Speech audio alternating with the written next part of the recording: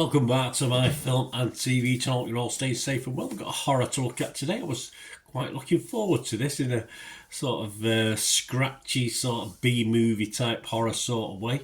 I've read a couple of things on this in a couple of the film magazines leading up to this.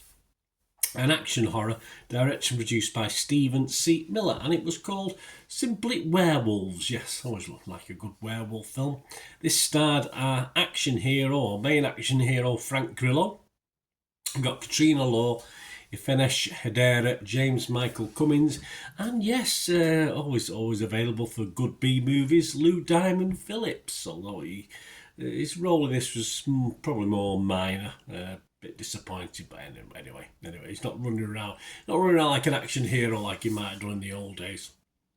The story takes place on the night of a supermoon event that causes humans to turn into werewolves. Yes, there's a little, not too much backstory about these things, and this first occurred the preceding year, so they know what to expect. So you sort of think, couldn't you have done this, couldn't you have done that? But hey, never mind, it's a film, it's a horror, it doesn't matter, does it?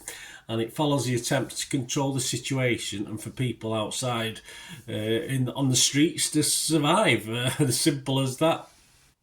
It was released on December the 6th. I'm recording this on January the 6th, 2025, so a month later. So it took me a little while to get hold of this one or get out and watch it, because you can see it on previews in the UK, but it's not yet had its cinema release. That's due in a few days' time. For me, yes, nice old-fashioned silly horror scenario, and the presence, as I said, of Lou Diamond Phillips gave me hope of a trashy but watchable beast movie style horror, and nothing wrong with that. I thought, obviously, the basics of the story, it was like a low-level Purge film. You think of the Purge, one night where everyone gets to do what they want and kill each other. This is one night where we have to protect ourselves from werewolves. So, yeah, and it's just a build-up to that. And obviously, the similarities are there. I don't think it played on it as much as it perhaps could have done, which is, in a way, end up as a bad thing rather than a good thing. I think it could have played more on it. All right, we would have said, oh, this is what the Purge is like, but I think they could have got a better story out of it. And I did really enjoy the first 30-45 minutes as the thing was set up. You had characters, you had characters who were going to the CDC, if you like, the area where they were trying to find ways of protecting people and experimenting, and obviously people who were out there in the suburbs having to suffer this, although for me, I would have found a big flipping, like an arena or something guarded by the army, and got in there rather than boarding me home up and hope for the best. But you wouldn't have the film then, would you? But there you go. As I said, there are plot holes aplenty in this, of why did someone do this and why did someone do the other. But as I said, 30-45 minutes, I was sort of enjoying it, and then it all got a little bit routine, despite the potential that could be seen with the various characters, the various scenarios, of course. It just got a little bland for me. It just got a bit boring. I think that's the word I could use, boring. Yeah, it's runtime. Yeah, the runtime was 93 minutes. So yeah, take out the credits. So, but it did feel long. It felt a bit, which is not a good sign in this sort of thing. Certainly the first third of the film was fine. Into the second third, it was okay, but then I sort of struggled right till the end, where it sort of livened up for 5 or 10 minutes again. But yeah, it just got a little bit bland for me, this one. A real shame, because I was really ready to enjoy and fully take on the silliness in this, and it sort of drained all the silliness out of it, because I don't think it took itself too seriously, which is the best way of doing these sort of films. It was just disappointing in the end that they didn't use the scenario they'd set up, whether it was a copy of other things or not, and they didn't use it to its full effect for me. So, my scores, I would be mixed on Metacritic.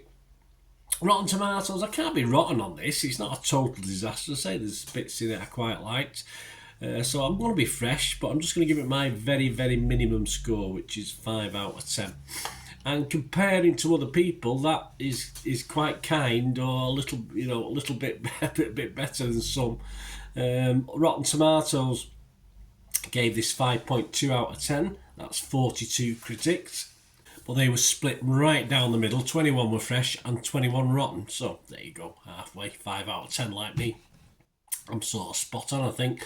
Metacritic, they give it 52 out of 100, but there's only 4 critics, so not much to go off. And just a couple of those guys, Chris Knight from Original Sim website, give it 50. He said, Werewolves is the small movie variety, and I wish it were better. Alas, it's not quite stupid enough to be a guilty pleasure, and not quite good enough to be an innocent one. I'd agree with that one. Ben Gibbons from Screen Rant gave it 60 and said, the result may not be groundbreaking, but it's fun and it does what it set out to do, create an interesting supernatural horror that keeps tensions high.